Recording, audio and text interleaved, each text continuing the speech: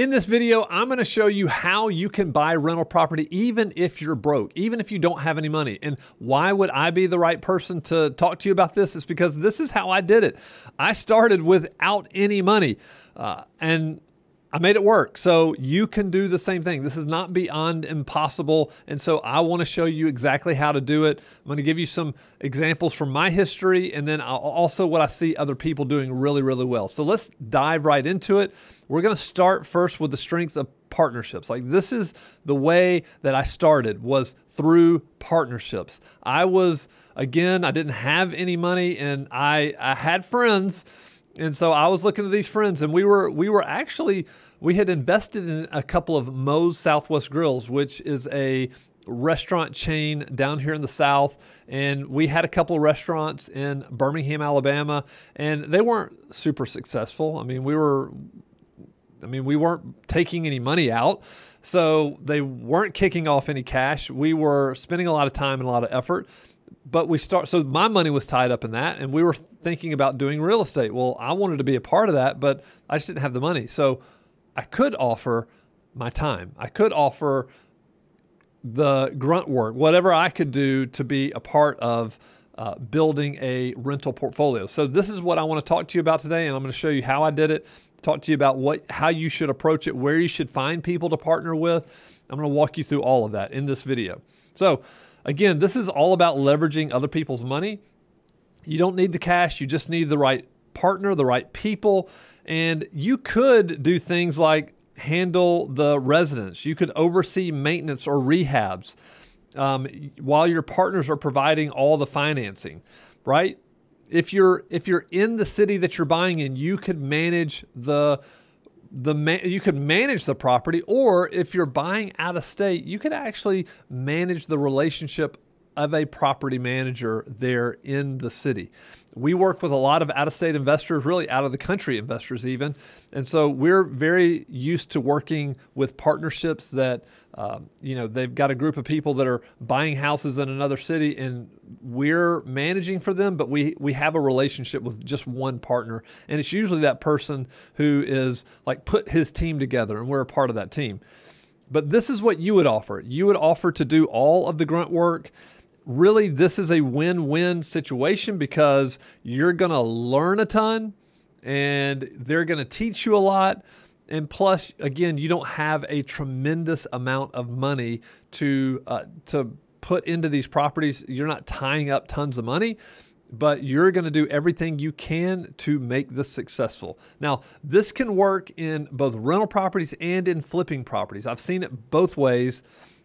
I've seen long-term relationships, and then I've seen like short-term deal-to-deal relationships where one person puts up the expertise of finding the contractors, getting the work done, following up, and the other person's just putting up money, and they split the profits. Is typically the way I've seen it work on flips, but I'm primarily talking about rental properties. So what do you bring to the table? Well, you need to have the time to do it. Just understand, if you don't have the time to do it, you're not going to be a good asset to the partnership. You have to have the time. You need to probably be able to manage the property or manage the property manager. If you're in the city, again, you can try to manage the property if you have the freedom to do that. And so what takes most time is marketing the property, showing the property, vetting applications, signing leases, collecting deposit, collecting rent, communication about repairs and maintenance, managing vendors. Those are the things that take time. If you have the time, then 100% you can, like that could be your contribution, which would be huge probably to your partners. Another big one that I think is really important is to find good deals.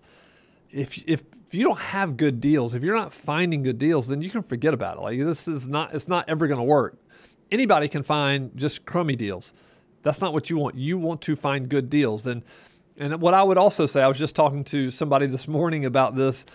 They were like, are there good deals out there? I'm like, well, yeah, but back when I was actively buying houses all the time, like that was my full-time job, what I was doing, I was making 20, 30, maybe even 40 offers a month and only buying a few houses.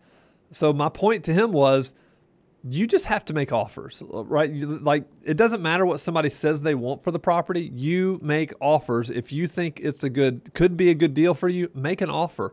You will eventually find someone who, for whatever reason, will be motivated to sell that property. And it will be a huge benefit to them and a great deal for you. I think finding good deals is something you could contribute, which would be great. And then you could improve that property. That means you could handle the rehab, you could manage the rehab people that are doing it, whether you find a crew to do it or whether you're actually over there doing it yourself. Our CEO, Matthew Whitaker, that's what he first did. He found partners that had the money. He had all the time. He bought his first rental property from me, and then he was literally doing a lot of the work himself. He was like painting and doing all that stuff. He just put in the sweat equity. He had to figure out what it was all about. So that was his huge contribution with his partnership. So daily operations, we're talking about, I've already mentioned these: managing rent, collecting rent, handling repairs. And then you're really adding value if you can really manage those relationships that have to do with maintenance and repairs and renovations. Like that's a big deal. Like, this is where your rental property can be an incredible vehicle for you to build wealth, or it can be a money pit, right? If you've seen Tom Hanks, if anybody knows that story, the Tom Hanks movie. All right. How do you find the right partner? This is what I think. So you can find experienced investors. Now, when I did this, I did not have experienced investors. My partners, we all owned houses, but we were not real estate investors. So what we did was we bought a franchise. That franchise was Homevestors, and we just followed their process, their plan and process. They said, if you use our advertising and follow our steps, you'll be able to buy houses. So that's what we did. None of us were experienced, but you can find experienced investors. These seasoned real estate investors, I find that some of them like to partner with other people, especially if you're going to do some of the grunt work and learn a whole ton. Like, you will find people who will say, yeah, I'll go in 50-50. If you find the deal, I'll run the deal and I'll show you exactly how we do it, and we can sell it or we can do whatever and split the profits, but you'll learn a ton. You will find some people that do that. Again, this is going to be a mentor who's going to share knowledge and guide you. Aligned goals. This is what you want. A partner whose investment goals, risk tolerance, and time horizon align with yours. I mean, if those things don't work, then it doesn't matter. And so finding the right and ideal partner, this is what it looks like. And where do you find these people? I would say in person. I would go to local meetups. I would go to workshop if they're investor workshops, and I would go to seminars. Online, I would go to Bigger Pockets probably first. That'd be my first place. And then I would also join Facebook and LinkedIn groups. You just have to be careful. You need to know who you're dealing with, vet who you're dealing with. I have always found in local meetups, when I first started going to local meetups in my city, I was, an eager beaver. So I was there on the front row listening and taking notes. And, I had bought this franchise. So, man, I was ready to buy houses, and I was so eager. But what I realized over some time was that the pros were in the back of the room. They were really in the back of the room, and they were just there to socialize with each other, maybe to give back to the investor community. Probably real estate investors like to be recognized for doing good deals. So maybe they're back there talking about the latest deal they've done or whatever. I would go hang out with the people in the back of the room and not with the rookies like me in the front of the room. I've just found that you can build relationships there. I've seen so many partnerships form. I've seen so many joint ventures done with people from these types of meetups that were in the back of the room. And then how do you structure the deal? I mean, you can structure it any way. I think offering them 50-50, if you'll do a lot of the grunt work, if you find and manage the property and then they partner, they give the funds, your partner funds the deal, I think that's a great way to do it, and just split it 50-50. You will find people who will be willing to do that. And then really you just need to define the roles. Who's going to do what? And you just need to have constant contact. I remember a friend who partnered with somebody who was just getting started out, and this person was a FedEx or a UPS driver. And so he was in these neighborhoods all the time, and he would go and find houses that had rotten wood or peeling paint. That's what we always looked for. And these houses were a little bit dilapidated maybe. There's all sorts of tools now that you can look up who the owner of that property is, usually a non-owner occupied property.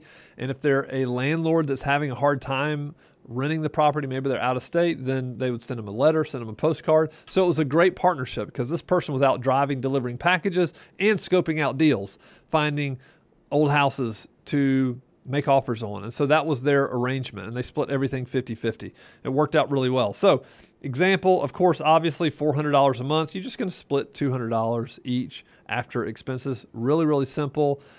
You could just stockpile that money and say, hey, we're going to use this for another rental down the road or whatever the case is.